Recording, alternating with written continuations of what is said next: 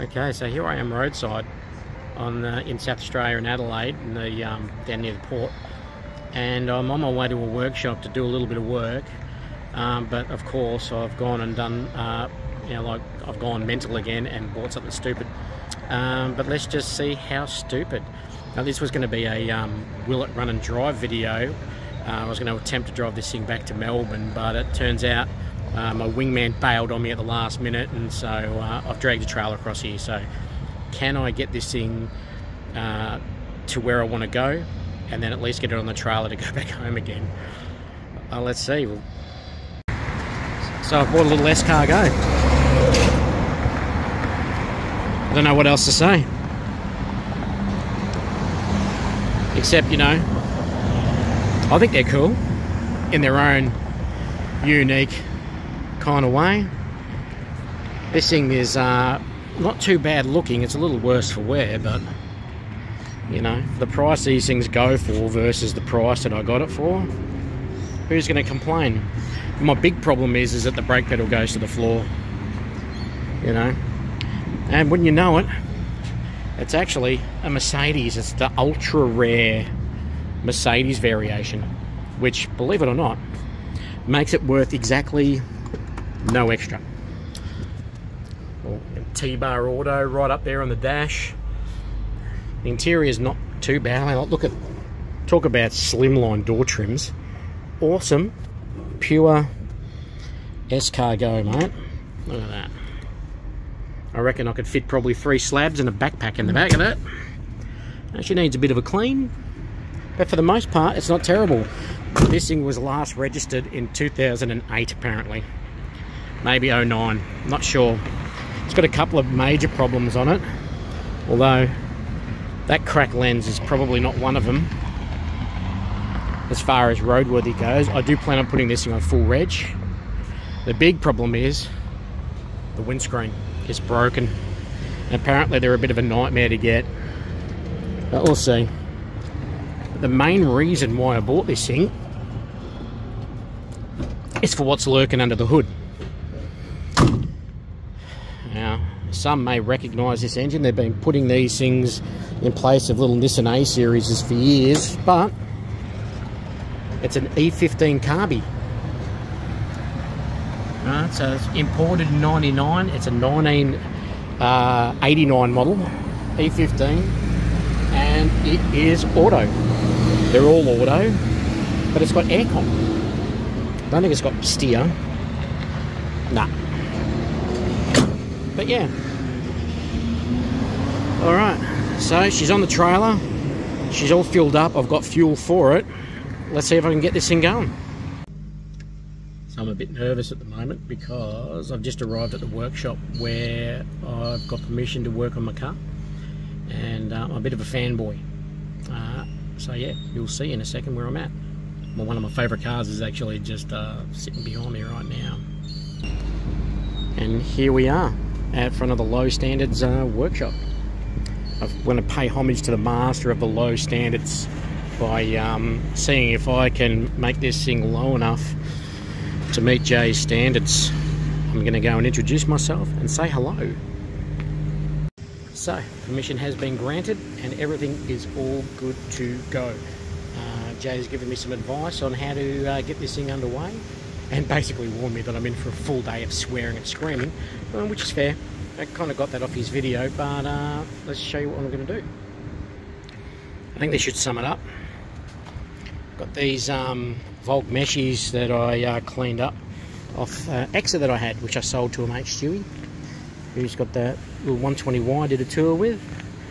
And so the plan is to trial fit these wheels, see how they go, and then work out exactly how many clicks I can go and how far I'm going to be able to bury it. It's all going to come down to the offset and how much room I have in there to do this. Fingers crossed.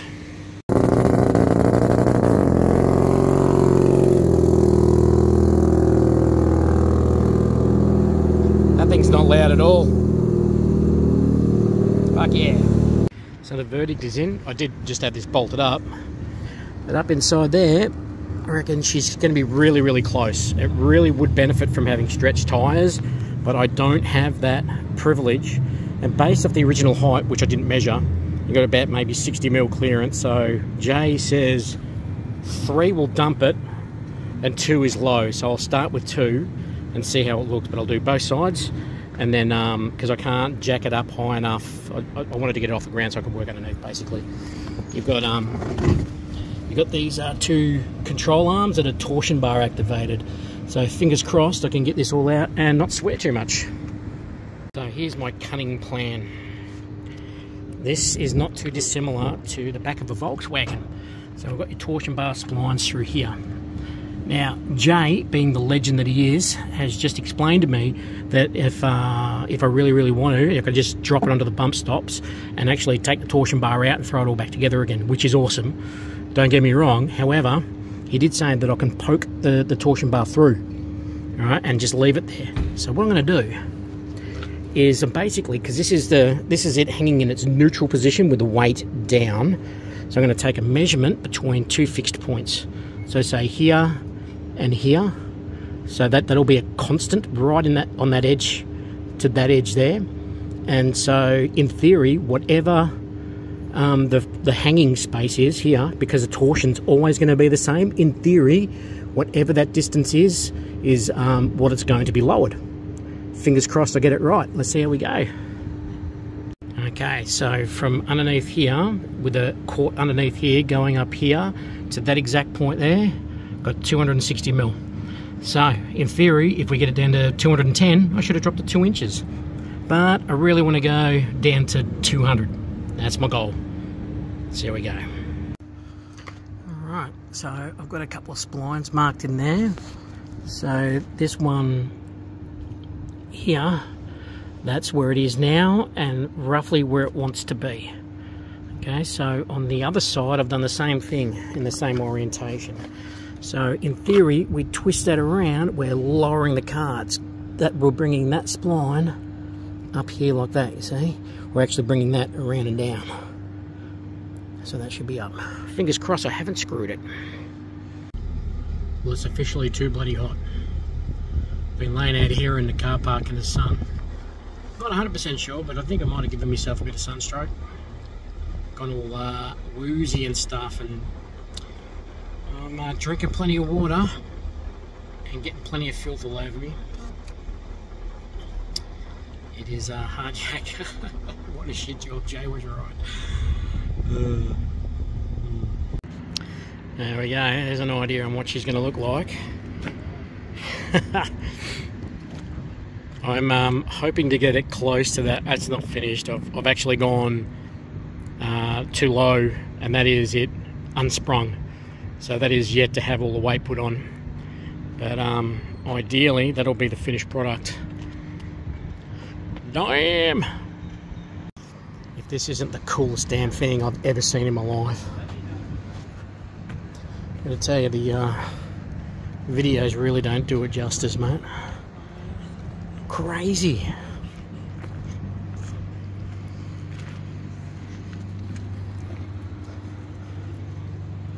Interior is just spectacular too. Crazy. How many times can you say the word crazy?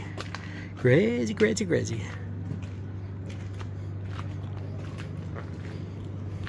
If there was one thing that I would change on this, it would be the ownership into my name. It's so cool. Don't know what to say, except for I think this thing has beaten me. At least for today. I cannot seem to get this suspension right. These torsion bars are a pain in the ass. But the worst part is trying to do it in this heat, eh? Jay has offered me a gazebo to put up, but I foolishly said no. I'm beginning to regret my choices today. I'm going to have another crack at it later today or tomorrow. Got to finish this side though first. Have you ever wondered what the look of regret looks like? Regret. Well, I've just put the rear on the ground. My voice is a bit hoarse because I've been just in the sun all day. But I must admit, this is the best crooked lowering job I've ever done. That was about the height that I wanted it. That's the height this side ended up, a bit lower. The bummer. Oh. I am absolutely rooted. But damn, it looks good. Well, it's morning on day 2. I got back to my brother's place up in the hills of Adelaide last night. Well, it was dark, but yesterday was a bit of a bust. It was so hot that I could barely function. I nearly passed out a couple of times in the heat. And Jay from Low Standards, mate, he is nothing short of a gentleman. He offered me a gazebo to put up that I could work around, and a spot in his car park. His workshop was full. Like, there was nothing I could do about that. That wasn't the point of the trip. I just wanted to do the lowering in the car park to like pay homage to Low Standards, and and plus if I ran into any trouble, Jay was there. He came out a few times and checked on me and asked me how I was going, and even gave me advice on how to do it. And I should have just listened to him, mate. I should have just pulled the torsion bars out and let it run in the bump stops, and then dealt with it all when I got home. But nah, I wanted to basically prove that I could do this, and I did. But I did it wrong. I've got a lopsided lowering job, which with any luck I'll try and address, but I think in the end I'm probably going to, if I can't fix it, I'm just going to do what Jay said and dump it and just let it run on the bump stops. Problem is, the tyres that I've got off the Nissan X are a bit too wide. They need to be a little bit narrower, so I'll have to do some JDM stretchies just to stop it from scrubbing, but we'll see. But just so you know, this is what I will be working with today. Things could be worse. Would you look at that? There's my little beastie down there. Be damned if I could get that up this driveway. It is a big driveway, plus to get out, it's a tight stretch. But you can see clear to the bay from up here. It's pretty amazing, and at night it's fantastic. But that is the end of this video. So I guess I'm going to have a crack at getting it running, see what I can't do about the brakes.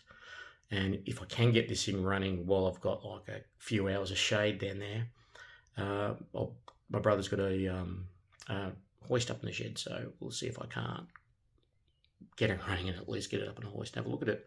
Fingers crossed, can I make this trip a success, or will it be an epic failure? Tip is going to be failure, but we'll see how we go. Thank you.